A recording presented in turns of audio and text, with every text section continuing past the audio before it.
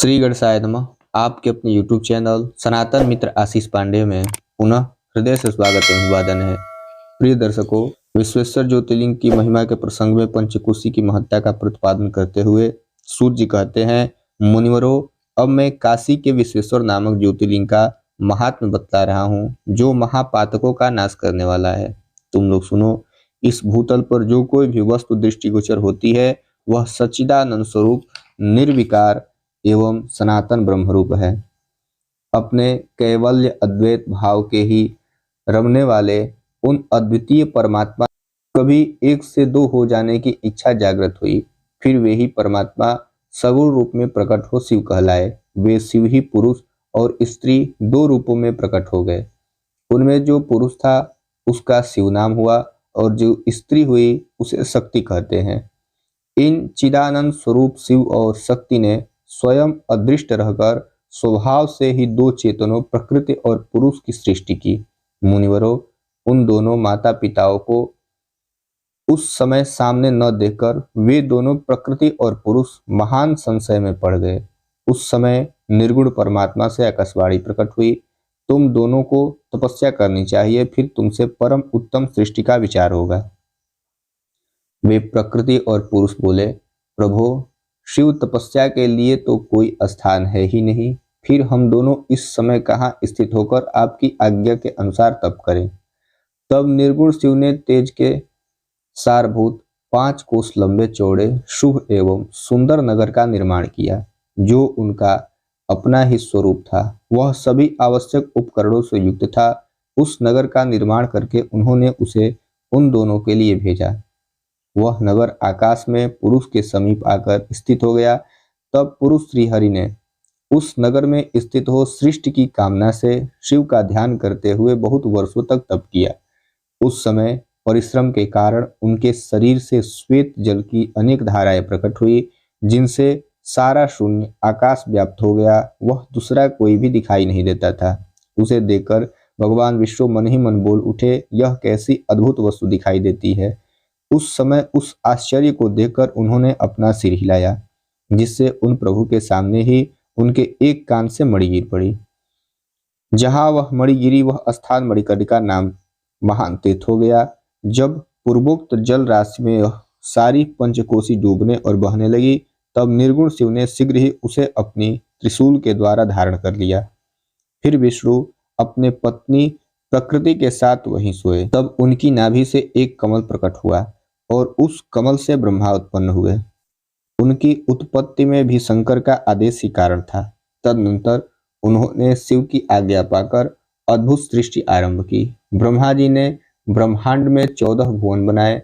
ब्रह्मांड का विस्तार महर्षियों ने 50 करोड़ योजन का बताया है। फिर भगवान शिव ने यह सोचा कि ब्रह्मांड के भीतर कर्म पाश में बंधे हुए प्राणी मुझे कैसे प्राप्त कर सकेंगे। यह सोचकर उन्होंने मुक्तिदायिनी पंचकोशी को इस जगत में छोड़ दिया। यह पंचकोशी काशी लोक में कल्याणदायिनी, कर्म बंधन का नाश करने वाली, ज्ञानदात्री तथा मोक्ष को प्रकाशित करने वाली मानी गई है।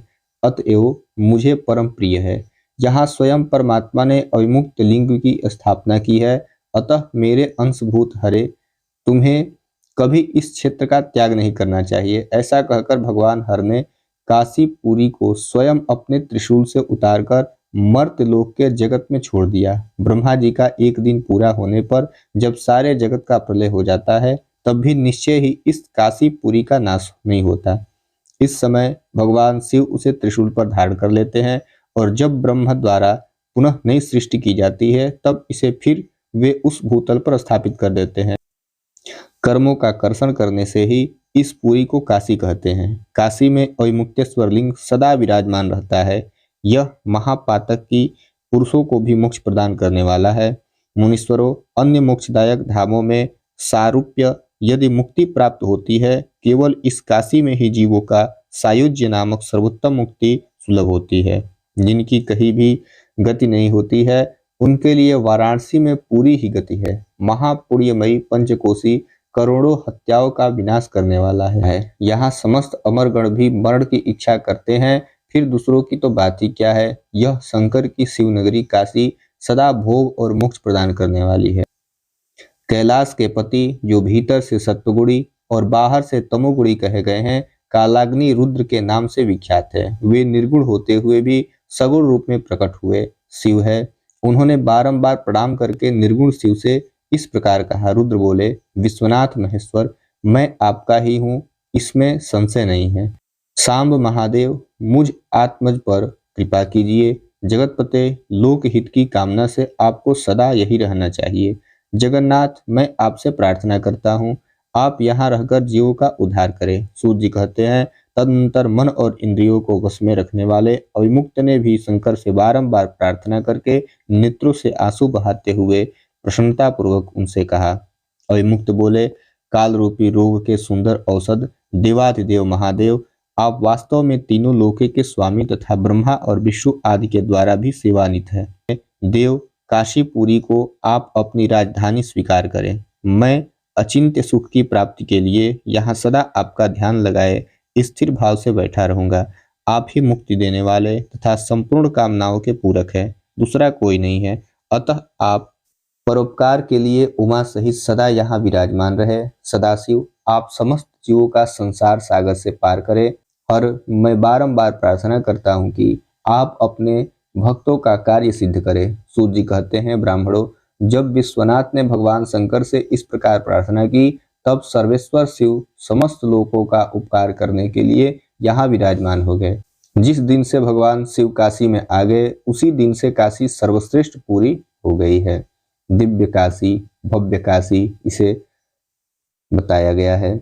वाराणसी तथा विश्वेश्वर का महात्म्य पर चर्चा करते हुए सूर्य जी कहते हैं, मुनीश्वरों, अब संक्षेप से ही वाराणसी के तथा विश्वेश्वर के परम सुंदर महात्म्य का वर्णन करता हूँ, सुनो। एक समय की बात है, पार्वती देवी ने लोकहित की कामना से बड़ी प्रसन्नता के साथ भगवान शिव से अविमुक्त क्षेत्र और अविमुक्त लिंग का महात्म्य पूछा। तब परमेश्वर शिव ने कहा, यह वाराणसी पुरी सदा के लिए मेरा गुह्यतम क्षेत्र है और सभी जीवों की मुक्ति का सर्वथा हेतु है। इस क्षेत्र में सिद्धगण सदा मेरे व्रत का आश्रय ले नाना प्रकार के वेश धारण किए मेरे लोक को पाने की इच्छा रखकर जीतात्मा और जितेंद्रिय हो नित्य महायोग का अभ्यास करते हैं। उस उत्तम महायोग का नाम है पाशुपत योग। उनका श्रुतियों द्वारा प्रतिपादन हुआ है। यह भोग और मोक्ष रूप फल प्रदान करने वाला है। महेश्वरी, वाराणसी पुरी में निवास करना मुझे सदा ही अच्छा लगता है। जिस कारण से मैं सब कुछ छोड़कर काशी में रहता हूँ, उसे बताता हूँ, सुनो। जो मेरा भक्त तथा मेरी तत्व का ज्ञानी है, वे दोनों अवश्य ही मोक्ष के भागी होते हैं। इनके लिए तीर्थ की अपेक्षा नहीं है। विहित और अविहित दोनों प्रकार के कर्म उनके लिए समान है। उन्हें जीवन मुक्त ही समझना चाहिए। वे दोनों कहीं भी मरे तुरंत ही मोक्ष प्राप्त कर लेते हैं। यह मैंने निश्चित बात कह दी है। सर्वोत्तम शक्ति देवी में इस परम दुर्लभ अविमुक्त तीर्थ में जो विशेष बात है, इसे तो मन लगाकर सुनो। सभी वर्ण और समस्त आश्रमों के लोग, चाहे वे बालक, जवान या बूढ़े कोई भी क्यों न हो, यदि इस पुरी में मर जाएं तो मुक्त हो ही जाते हैं, इसमें संशय नहीं है। स्त्री अपवित्र हो या पवित्र, कुमारी हो या अविवाहित, विधवा हो या वंध्या, रजस्वला, प्रसूता, संस्कारहीन अथवा जैसी तैसी कैसी ही क्यों न हो, यदि इस क्षेत्र में मरी हो तो अवश्य मोक्ष की भागिनी होती है, इसमें संदेह नहीं है। स्वेदज, अंडज, उद्भिज अथवा जरायुज प्राणी जैसे यहाँ मरने पर मोक्ष पाता है, वैसे ही कहीं नहीं पाता। देवी, यहाँ मरने वाले के लिए ज्ञान की अपेक्षा है, न भक्ति की, न कर्म की आवश्यकता है, न दान की, न कभी संस्कृति की अपेक्षा है, न धर्म की। यहाँ नाम कीर्तन, पूजन तथा उत्तम जाति की भी अपेक्षा नहीं होती। जो मनुष्य मेरे इस मोक्षदायक क्षेत्र में निवास करता है, वह चाहे जैसे मरे, उसके लिए मोक्ष की प्राप्ति सुनिश्चित है। प्रिय, मेरा यह दिव्यपुर गुह्य से भी गुह्यतर है। ब्रह्मा आदि देवता भी इसके महात्म्य को नहीं जानते, इसलिए यह महान क्षेत्र अविमुक्त नाम से प्रसिद्ध है, क्योंकि नैमिष आदि तीर्थों से यह श्रेष्ठ है। यह मरने पर अवश्य मोक्ष देने वाला है। धर्म का सार सत्य है, मोक्ष का सार समता है तथा समस्त क्षेत्र एवं तीर्थों का सार यह अविमुक्त तीर्थ काशी है।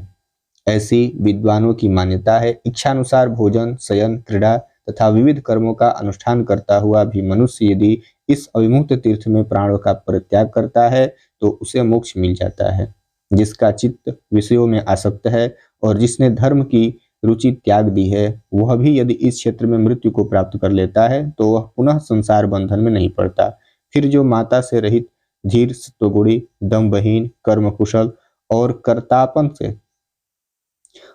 कर्तापन के अभिमान से रहित होने के कारण किसी भी कर्म का आरंभ न करने वाले हैं, उनकी तो बात ही क्या है। यह सब मुझ में ही स्थित है। इस काशीपुरी में शिव भक्तों द्वारा अनेक शिवलिंग स्थापित किए गए हैं। पार्वती वे संपूर्ण अभिष्टों को देने वाले हैं, मोक्षदायक है। चारों दिशाओं में 5-5 कोस फैला हुआ यह क्षेत्र अविमुक्त कहा गया है। यह सब ओर से मोक्षदायक है। जीव को मृत्यु काल में यह क्षेत्र उपलब्ध हो जाए तो उसे अवश्य मोक्ष की प्राप्ति होती है। यदि निष्पाप मनुष्य काशी में मरे तो उसका तत्काल मोक्ष हो जाता है, और जो पापी मनुष्य मरता है वह कायव्यूहों को प्राप्त होता है और उसे पहले यातना का अनुभव करके ही पीछे मोक्ष की प्राप्ति होती है। सुंदरी, जो इस अविमुक्त क्षेत्र में पातक करता है वह हजारों वर्षों तक भैरवी यातना पाकर पाप का फल भोगने के पश्चात ही मोक्ष पाता है। शतकोटि कल्पों में भी अपने किए हुए कर्मों का क्षय नहीं होता। जीव को अपने द्वारा किए गए शुभाशुभ कर्म का फल अवश्य ही भोगना पड़ता है। केवल अशुभ कर्म नरक देने वाला होता है, केवल शुभ कर्म स्वर्ग की प्राप्ति कराने वाला होता है, तथा शुभ और अशुभ दोनों कर्मों से मनुष्य योनि की प्राप्ति बताई गई है।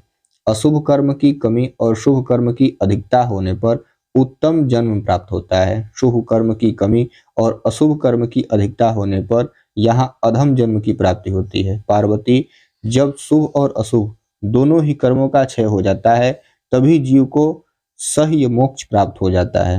यदि किसी ने पूर्व जन्म में आदर पूर्वक काशी का दर्शन किया है तभी उसे इस जन्म में काशी में पहुंचकर मृत्यु की प्राप्ति होती है। जो मनुष्य काशी में जाकर गंगा में स्नान करता है उसके क्रियामाण और संचित कर्म का नाश हो जाता है, परंतु प्रारब्ध कर्म भोगे बिना नष्ट नहीं होता, यह निश्चित बात है। जिसकी काशी में मुक्ति हो जाती है उसके प्रारब्ध कर्म का भी क्षय हो जाता है। प्रिय, जिसने एक ब्राह्मण को भी काशी वास करवाया है वह स्वयं भी काशी वास का अवसर पाकर मोक्ष लाभ प्राप्त करता है। सूत जी कहते हैं, मुनिवरों, इस तरह काशी का तथा विश्वेश्वर लिंग का प्रचुर महात्म्य बताया गया है जो पुरुषों को भोग और मोक्ष प्रदान करने वाला है। अब अगले वीडियो में त्रयंबक ज्योतिर्लिंग पर चर्चा करेंगे। आप अगर चैनल पर पहली बार आ रहे हैं, चैनल को सब्सक्राइब कर लीजिए ताकि आने वाला वीडियो आप तक आसानी से प्राप्त हो सके। धन्यवाद।